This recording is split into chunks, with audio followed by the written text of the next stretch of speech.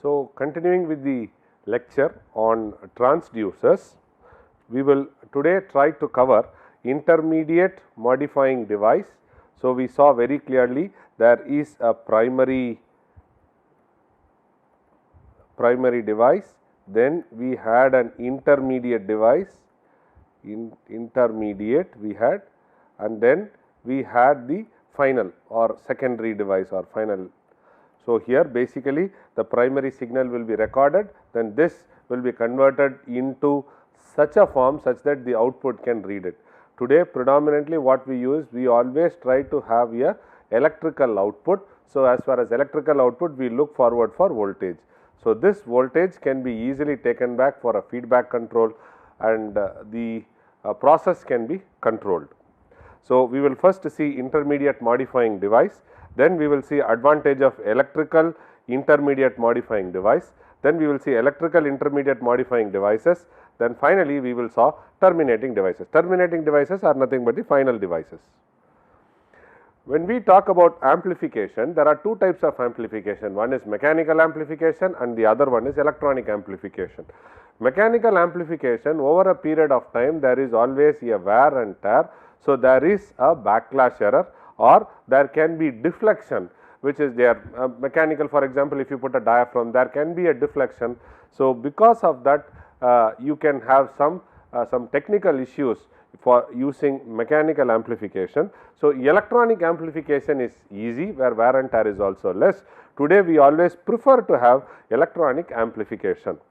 So, electronic amplification or electronic amplifier, one of the factors that distinguishes electronic devices from electrical devices is assumed from the fact that in some part of the electronics circuit, electrons are made to flow through a space in the absence of physical contact, which in other words implies the use of vacuum tube. Okay. So, earlier days we used vacuum tubes. So, here we are even distinguishing what is the difference of using electronic devices and electrical devices. Electronic devices predominantly we try to communicate in vacuum. The principle employed in the working of vacuum tubes is based on the fact that when the cathode is heated, the electrons are emitted. This is vacuum tube technology. Slowly this vacuum tube technology is changed and the electronic circuits have come up in a big way. So, emitted electrons get attracted towards the positive charge plate, resulting in a flow of current through the plate circuit. A third element called the grid can be used to control the flow of current.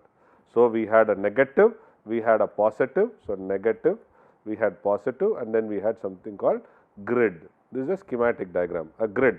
The grid can be used to control the flow of current. The grid is introduced between the cathode and the plate such that it is duly charged negative relative to the cathode. The negative voltage on the grid is termed as bias. Okay. So, this is what is a typical circuit looks like. You apply some voltage or you apply heat. So, cathode emits. So, you have an anode. So, that is a plate. So, in between you have a grid and grid is having a bias voltage. So, this is a plate supply, you have an amplifier load. So, this is how the schematic or the basic circuit of the electronic amplifier is there. Can a cathode, anode, grid which is biased. So, which is used to control the flow of current, and then you have a plate supply, then you have an amplifier load. The single stage amplifier in its simplest form can be seen in the figure here. That a heater A heats the filament, which in turn heats the cathode. B represents the plate supply. Okay, B represents the plate supply. Okay, the required bias voltage is supplied by C. Okay, C supplies the bias voltage. So, this is A, this is B, and then this is the bias voltage supply, and this is for a single stage amplification or a single stage amplifier. There is also a concept called as telemetry. Today telemetry is talked about very much in terms of electronic devices. Okay.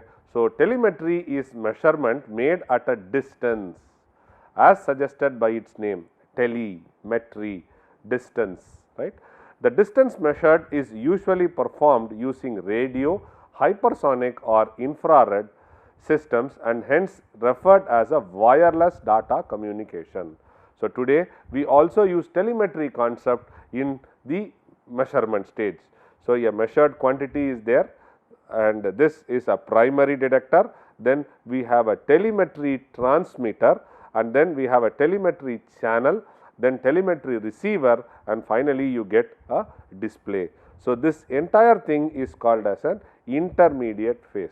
Okay, intermediate phase. This is converting the primary to secondary. In between it does some changes such that it tries to convert whatever is a primary deduction to the secondary deduction such that it can be recorded or visualized. Okay. Telemetry is wireless. So, today we are using infrared imaging, we are using radio and hypersonic for communication. Okay. The pulsed code modulation PCM is preferred telemetry format as it has many advantages such as multiple data handling, integration of digital data, improved accuracy and noise reduction as compared to pulsed amplitude modulator. Pulsed amplitude modulator. Okay.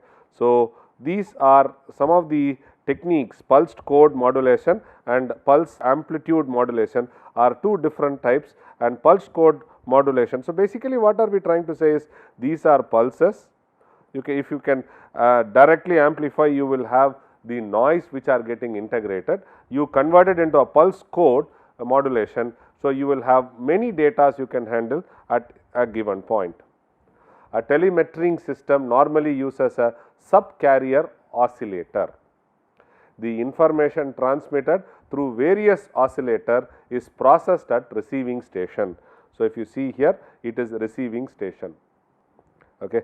So, if you cannot visualize, it is something like your radio station. You have a radio station you have multiple FMs, right, FM1, FM2, FM3, right, and then when you have this is a station and when you have a receiver, we try to receive certain frequencies and we can jump from one frequency to another frequency and start getting. So, you can have data which is multiple data handled at the receiving end. So, the information transmitted through various SCOs oscillators is processed at the receiving station. The various subcarrier frequencies are segregated and decoded by employing a decommutator, demultiplexer or a discriminating circuit. So, what we are trying to say is you have a bundle of data which is coming. So, this data is now discretized and then this discretized data is coded and then you communicate. After it is communicated, when you receive it, all these things are, this is coded and then here you decode it and then you start using the data. The segregated signal, the separated signals are distinguished to appropriate output channels.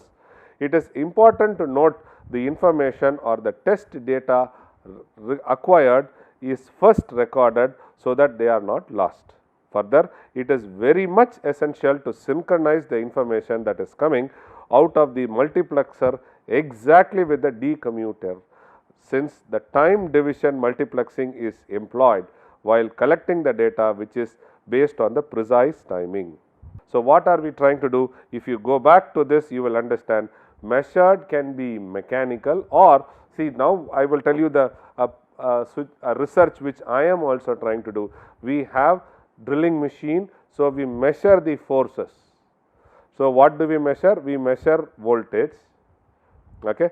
Now, the interesting problem is if I have a wire to communicate, for example, in drilling I put my dynamometer on the spindle and the spindle records the forces, that is thrust and torque, and if there is a wire, the wire will get entangled. So, now what we do is we try to communicate the signal whatever has got acquired on in the dynamometer, it is transmitted directly to a receiving station, and in the receiving station what I have done is I have converted the force, that means to say voltage data into force data. What I have done? I have calibrated for this for this force of N, what will be the voltage? I have calibrated already. So, I have taken the linear zone. So, now I know if I have got this voltage, so I correspondingly try to get the forces on it, and interestingly I also try to make it dynamic. So, as and when it starts machining, the torque or the thrust keeps increasing and decreasing with respect to time. So, this may be thrust and this may be time. Okay, this is Newton. So, I get this output. So, here I am telemetrically communicating the voltage into a force signal which is displayed outside. This communication can be done by telemetry method. In telemetry method, first I have to acquire the data, discretize the data, I have to transmit the data.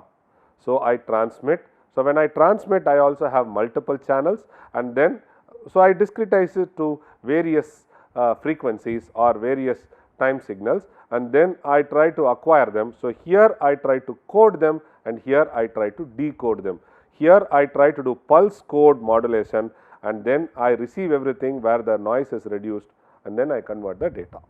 So, this is how telemetry, which is used in intermediate modifying device, which is used in transducers. So, let us try a simple problem. The output of an LVDT connected to a 5-volt voltmeter through an amplifier whose amplification factor is 250. An output of 2 millivolt appears across terminals of LVDT when core moves at a distance of 0.5. LVDT, please go back and remember, we had a primary coil, we had a core, and then we have 2 secondary coils. So, that is what the output 2 millivolt appears across terminal of LVDT when the core moves at a distance of 0.5. Find the sensitivity of the LVDT. So, what we are trying to say? We are trying to say that there is a linear variable differential transformer. So, here is an input which is nothing but 0.5 millimeter, and here this is output which is 2 millivolt, right. I am attaching it to an amplifier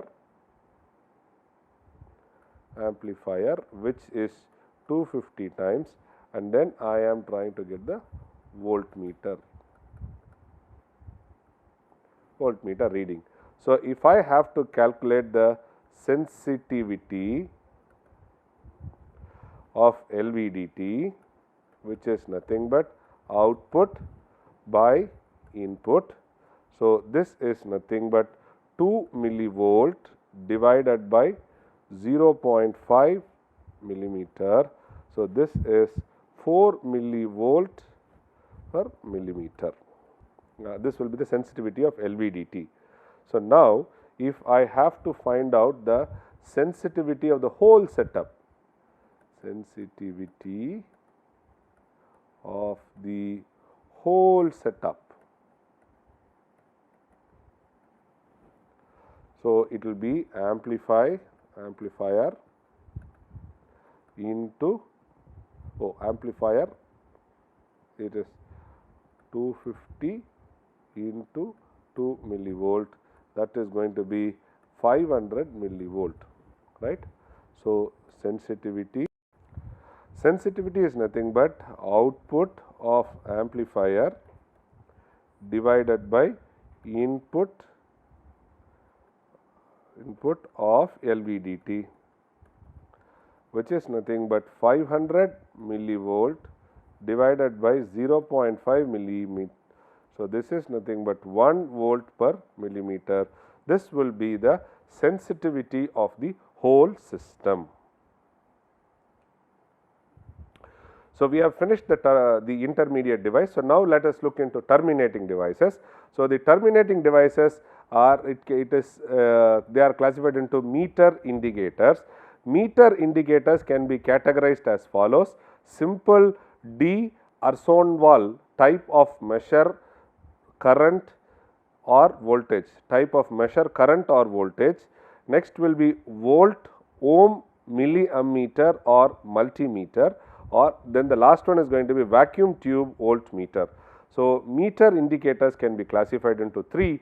So, they are simple, day or Sonwall type to measure current or voltage, volt, ohm, milliammeter or multimeter, vacuum type voltmeter.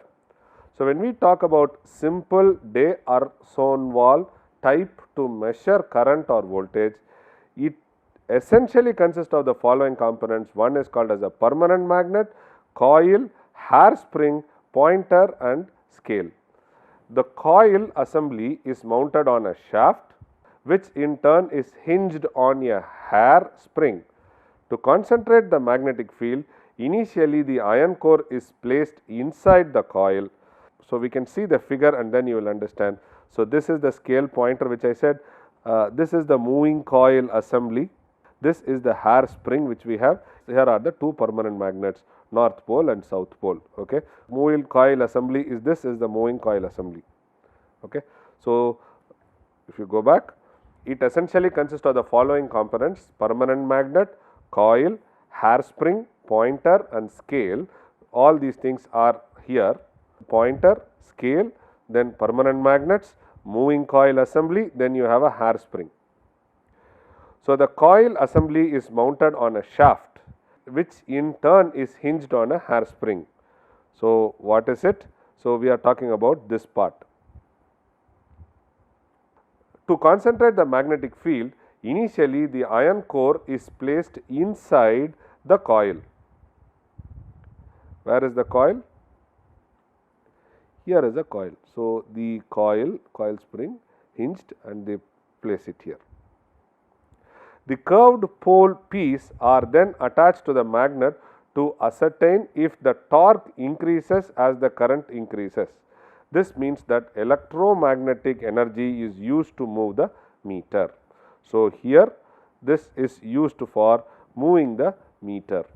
Okay. Like dial gauge we studied, a dial gauge we had a coiled spring, then we had a leaf spring attached.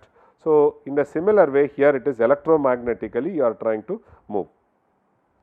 Next one is volt ohm multi-ammeter or multimeters.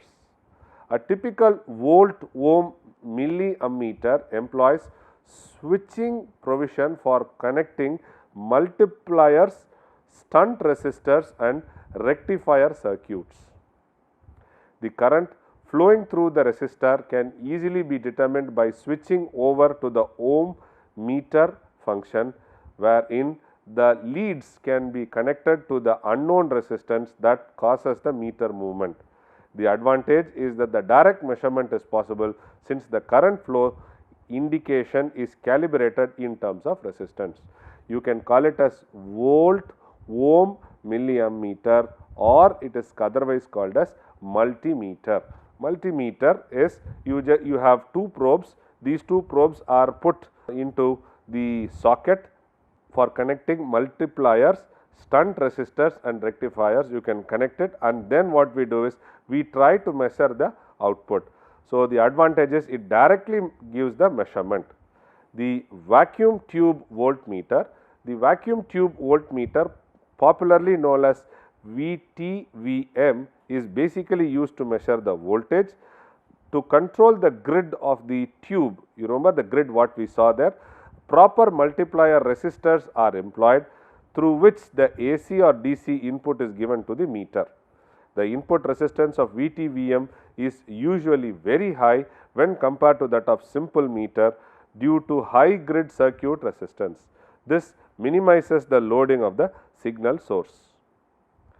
So, now let us try one more simple question.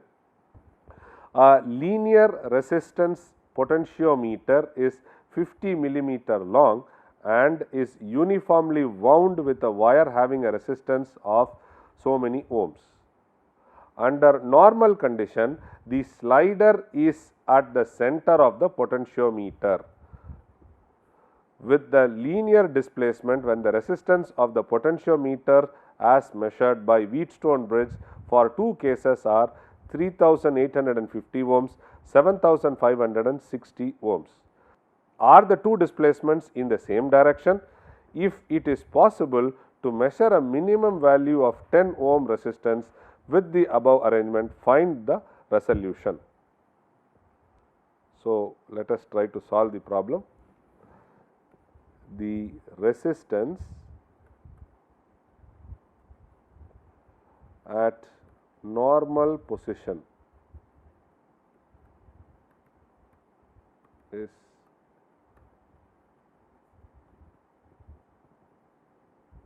which is 5000 ohms. So, the resistance of potentiometer per unit length is equal to 10,000 divided by 50, which is 200 ohm per millimeter. First, what are we asking? We are trying to find out change of resistance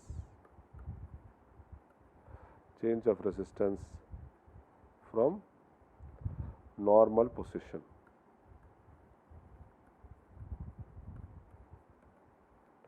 Which is nothing but 5000 minus 3850 gives you 1150 ohms.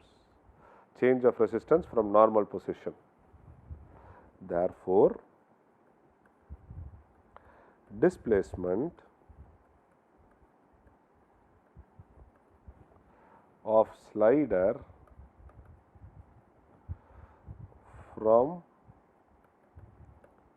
its normal position is going to be 1150 divided by 200, which is nothing but 5.75 millimeter. If you want to have this resistance measured, this is the displacement you have. Second thing, displacement is going to be 7560 minus 5000 divided by 200, which is going to be 12.8 millimeter. So, the resolution is going to be minimum into 1 by 200, that is 0.05 millimeter. So, we have found out the resolution, we have also found out the displacement. Okay. So, CRO, cathode ray, which is also an output device wherein which you can monitor.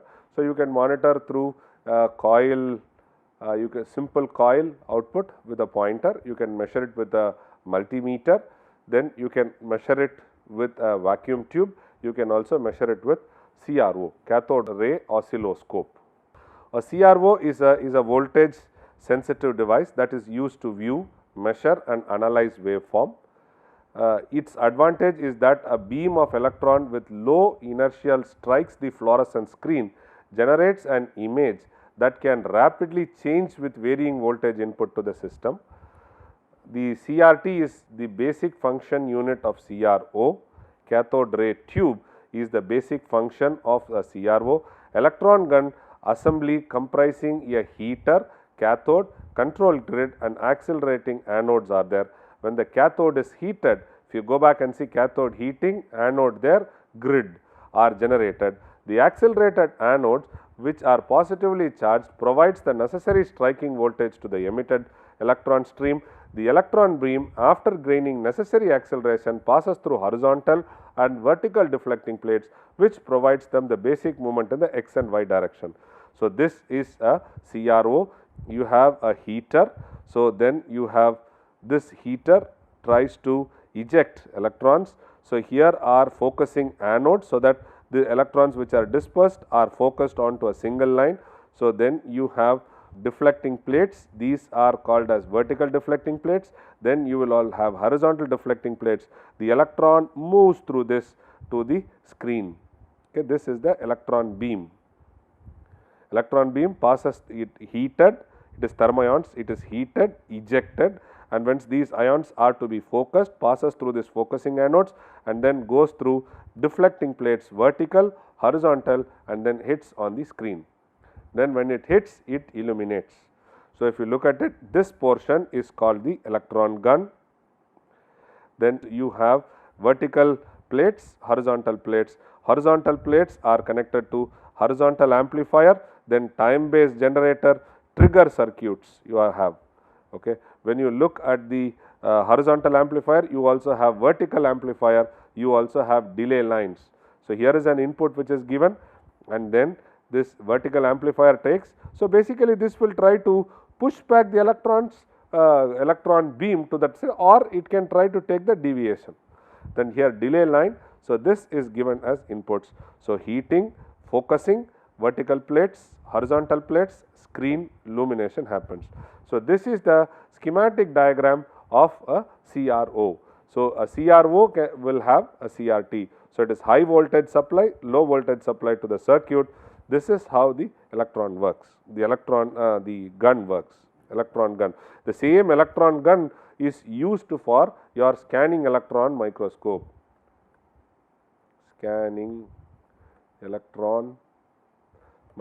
almost the same thing. The only thing is you will have the gun will the electron beam will have higher currents. If you want to go on the higher side, you can also use it for electron beam machining or welding. We use the same electron gun source. The only thing is the energy which is there in the electrons are higher. Okay. So, this is the display. So, terminating device, these are the displaying devices.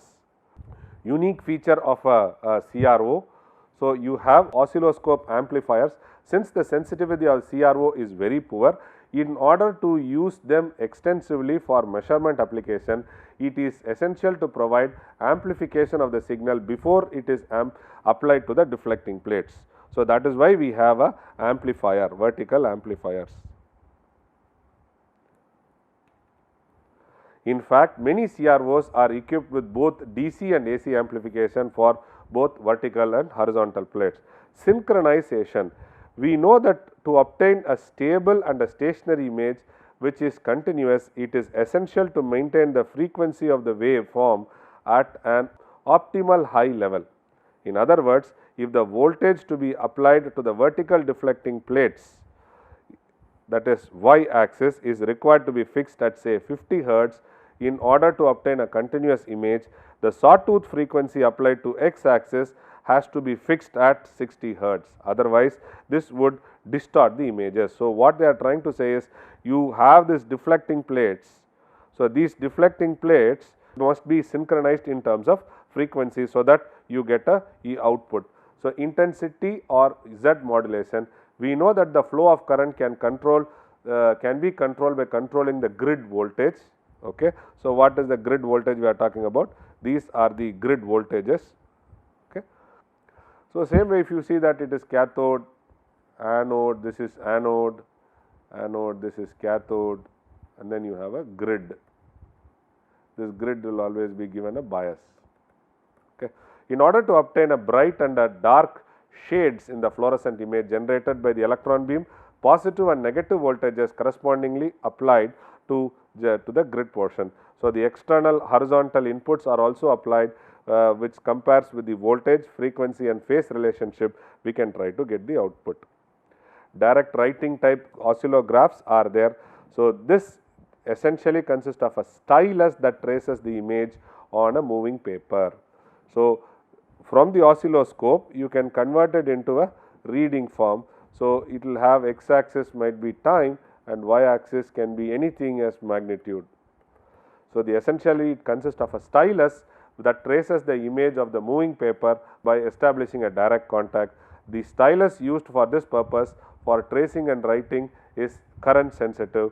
The recording which can be obtained by moving the paper under the stylus and which is deflected by the input signal as a time based function for the input. So, you can also have oscillographs. So, what we saw was oscilloscope. This is oscilloscope display. It can be recorded separately. This can also be converted into a hardcore reading output. Light beam oscillographs are also there. This essentially comprises a paper driven mechanism, a galvanometer and an optical system for transmitting current sensitive galvanometric rotation to a displacement that can be recorded on a photographic film paper. So, a light beam oscillograph is also used. You also have an XY plotter. It is the same like the direct right oscilloscope. These are all terminating devices.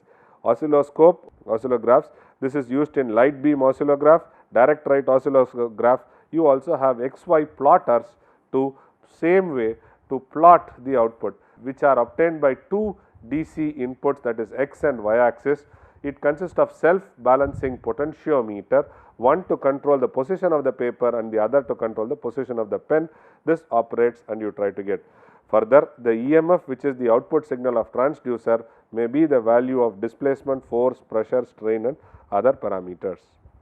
So, in this chapter of transducers, what all did we cover? We were trying to cover what is the transfer efficiency in transducers, what are the various classification of transducers, intermediate modifying devices, simple type of measure current and voltage, then what are the advantages of intermediate modifying devices, then terminating devices, then we saw a working of a CRO, finally oscillography and XY plotter.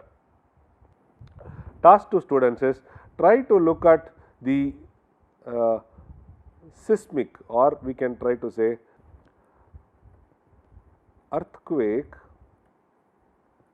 response is measured online. Okay. It can be through a CRO or it can be through a plotter. Try to develop a schematic diagram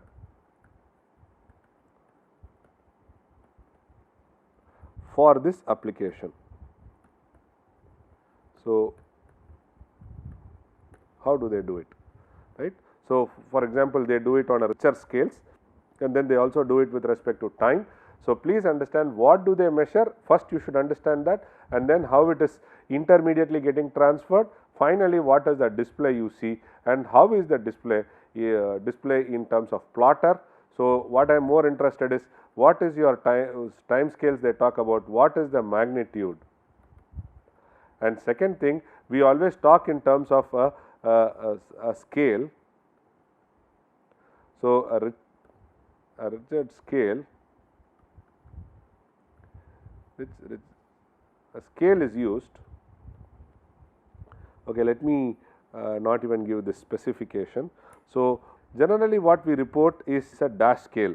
So, try to understand a schematic diagram of the application, then there is a scale by which they represent the data. So, try to understand how do they calibrate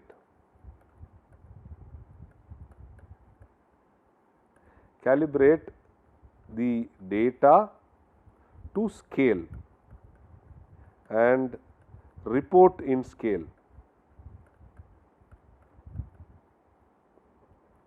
Okay. The next question is, how do people measure the flow of water in a dam? Okay. Measure how?